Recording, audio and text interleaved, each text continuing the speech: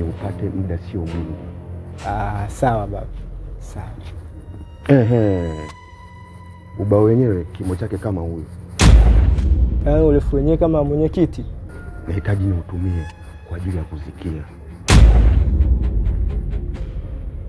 Unaweza ukaenda. Sawa baba, nitafanya kazi yako. Sawa. Umenisamehe? Nimekusamehe. Asante baba. Bashambe, ina maana bado hujaacha ujinga ambao unaufanya Tena mbaya zaidi, nafika hapa nyumbani kwako unanifananisha mimi na ubao, tena unakwenda kuzikia na unanifananisha na ubao wa maiti kweli? Sio nafananisha, marehemu mwenyewe ni wewe. Koma wewe. Akakome mama yako na baba yako. Wewe tena usinichanganye. Ipo una akili kweli wewe? Akili ninazo, afu umekuja kwangu sitaki makelele. Hebu naomba nisikilize bwana. Mimi nimekuja hapa na matatizo yangu mengine kabisa. Nina kesi kibao ambazo nimeletewa kuhusiana na wewe.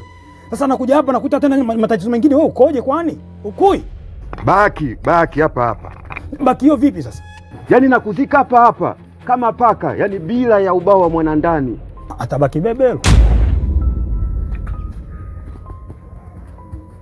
Naleta jeuri na dharau wakati uko nyumbani kwangu. Afu nina vyombo.